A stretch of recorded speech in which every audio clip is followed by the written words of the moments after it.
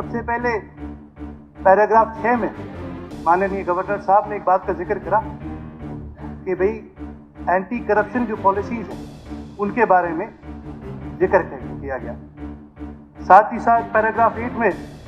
नीति, नियत, निष्ठा, निर्णय इनके बारे में जिक्र किया गया। और फिर उसके बाद उसके अंदर ये बात भी रखी गई,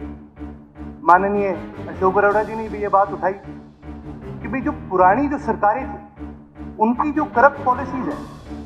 क्या उनके ऊपर कार्रवाई करना जरूरी नहीं है करप्शन फ्री सरकार चलाने के लिए? बिल्कुल जरूरी है। और जब उन्होंने जिक्र करा तो उन्होंने पिछले 10 साल की सरकार का तो बड़ा जिक्र करा कि भी कई सारे घोटाले थे, शराब घोटाला था और घोटाले थे, ये जी इन सब पर कार्रवाई होनी थी। लेकिन मैं आपके माध्यम से हाउस में एक बात और लाने का काम करूंगा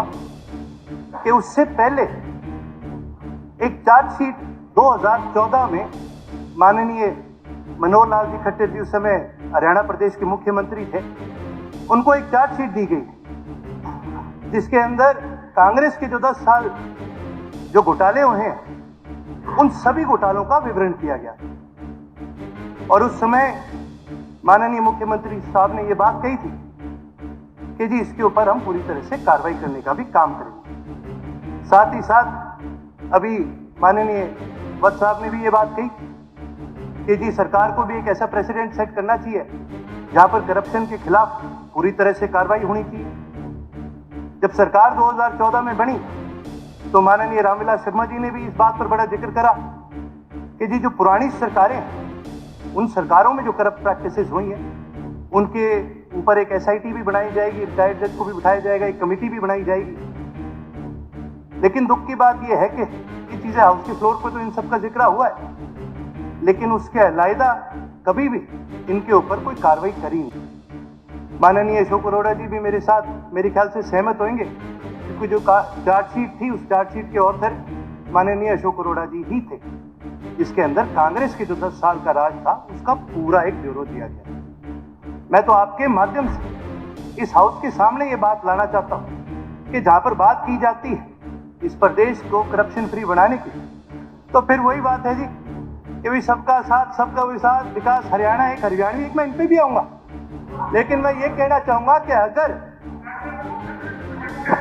मैं दोनों को बोलूंगा जी, मैं दोनों को बोलूंगा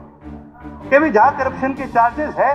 तो फिर सिर्फ कल वाले करप्शन के चार्जेस जरूरी नहीं है ना, पिछले 20 साल में सभी के ऊपर कार्रवाई करनी चाहिए। और ये रिकॉर्ड की बात है सर स्पीकर महोदय, मैं आपसे एक चीज जरूर कहूंगा क्योंकि कल हमारी ओरिएंटेशन थी सभी साथियों की, तो ये बात कही गई थी कि कोई टोका टाकी ना हो। मैं आपके माध्यम से सभी विधायकों को ये कहना चाहूंगा जी, किसी भी विधायक ने कभी भी बोला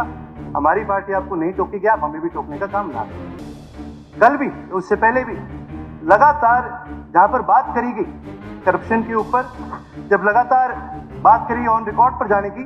तो ये सीएजी की रिपोर्ट के अंदर भी है कि भाई उस समय स्काईलाइट हॉस्पिटैलिटी नामक एक कंपनी को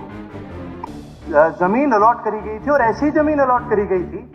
जिस जमीन तक राह भी नहीं था, रास्ता भी नहीं बना था, और रातों रात रास्ता बनाया गया। और जब वो रास्ता बनाया गया उसकी वजह से पहले तो जमीन अलॉट करी, सस्ते में अलॉट होगी, रास्ता बनाने के बाद दाम बढ़ गए। हरियाणा सरकार को 44 करोड़ का सिर्फ उस एक अलॉटमेंट में नुकसान हुआ था। और सीएजी की रिपोर्ट के मुताबिक सीएजी ने यह भी रिकमेंडेशन दी थी कि जी इसके ऊपर कार्रवाई करनी चाहिए और वो पैसे वापस सरकार के प्रति आने चाहिए। हमने ये मुद्दा विधानसभा में लगातार उठाने का काम करा है और माननीय डिप्टी स्पीकर साहब के फादर साहब भी उस समय विधानसभा का एक हिस्सा था, आपने भी इस मुद्दे को उठाने का काम करे। लेकिन परंतु एक बड़ी दुख की बात है कि उस समय में विधानसभा का एक ऐसा माहौल बन चुका था कि आम मुद्दों को उठाया नहीं जाता था, उनको दबाने का पूरा प्रयास करा जाता था। हम तो जी नए विधायक, हम तो आपसे एक ही उम्मीद करते हैं क्योंकि लगातार जब से ये सरकार बनी है, नई सरकार बनी है, नए विधायक आए, सबको एक बात बताई जाती है कि जी सबको बराबरी का मौका भी दिया जाएगा, सबकी बात भी सुनी जाएगी, सबकी बात रखी भी जाएगी और उसको आगे बढ़ाने का काम भी करेंगे। तो माननीय उपाध्यक्ष महोदय जी के माध्यम से मैं सरकार को जरूर कहना चाहूंगा, पिछले 10 साल का ब्यौरा तो अशोक अरोड़ा जी ने दे दिया, उससे भी पहले के जो 10 साल है उसका भी ब्यौरा उन्होंने दे रखा है, उसके ऊपर भी पूरी तरह से कार्रवाई करी जाए।